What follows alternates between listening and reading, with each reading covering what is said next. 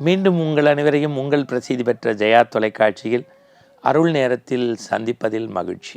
அன்பர்களே, உலகளாமுணர்ந்து ஓதற்கரியவன் நிலவுலாவிய நீர்வழி வேணியன் அழகில் சோதியன் அம்பலத்து ஆடுவான் மலர்ச்சிலம்படி வாழ்த்தி வணங்குவோம் என்று நம்முடைய தெய்வ சேக்கிடார் எழுதிய பெரிய புராணத்தின் வரி நின்று உங்களை வணங்குகின்றேன். இன்று நாம் சிந்திக்க இருக்கக்கூடிய தலைப்பு சைவ பொக்கிஷம் பெரிய புராணம். சைவ பொக்கிஷம் பெரிய புராணம். அதுக்கு 12ஆம் திருமுறை என்று பெயர். திருமுறையில் எல்லா திருமுறையும் உயர்ந்தது தான். ஆனால் 12ஆம் திருமுறை தெய்வ சேக்கிழாருடைய பெரிய புராணம் படிக்க படிக்க படிக்க படிக்க இந்த மனம் மனிதத்தன்மை பெற்றுவிடும்.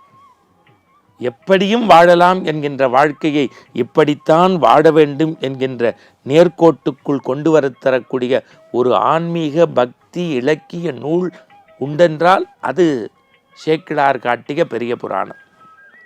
63 நாயன்மார்களுடைய வரலாறு.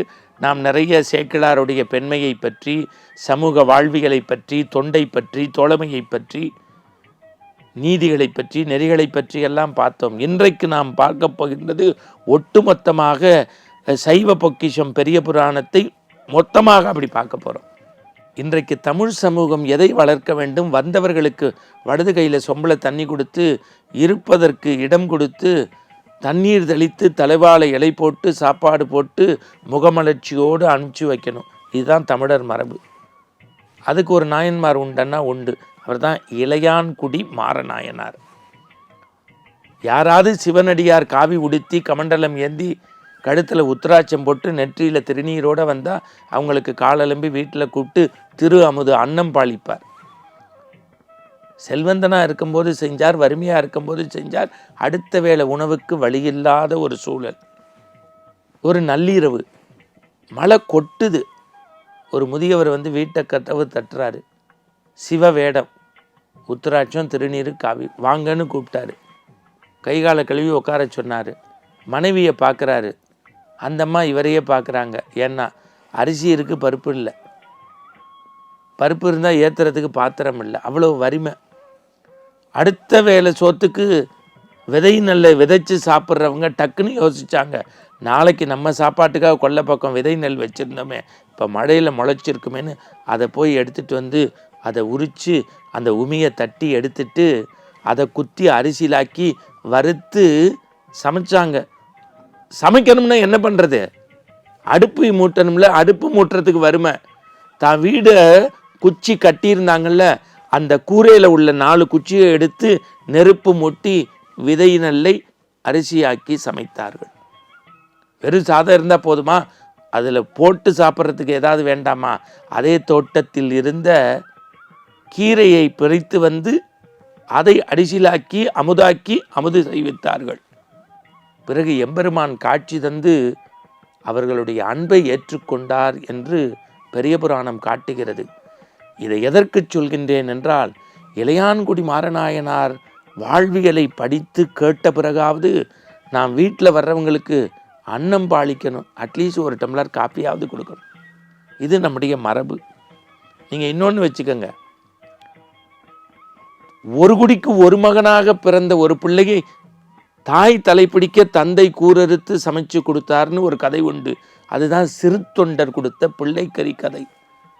அதை படிச்சுட்டா கண்ணில் ரத்தம் வந்துடும், ஜலம் வராது. காரணம், கடவுள் மேலே அவ்வளோ அன்பு. வேட்டுவ குளத்தில் பிறந்த ஒருத்தன் காட்டில் வேட்டையாட போனும்போது சுவாமின்னு ஒன்றை பார்த்து பற்றிக்கிட்டான்.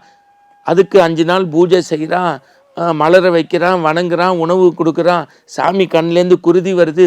தான் கண்ணையே எடுத்து அப்பிட்டாரு. கடவுள் சொல்கிறாரு, எனக்கு கண்ணு கொடுத்த நீ தின்னப்பன் அல்ல கண்ணப்பன்னாரு. அப்போ என்னன்னா, யாராக இருந்தாலும் துன்பப்படும் போது அதற்காக கண்ணீர் சிந்தக்கூடிய அன்பு ஈர இதயம் வேணுங்கிறது படிக்கிறோம்.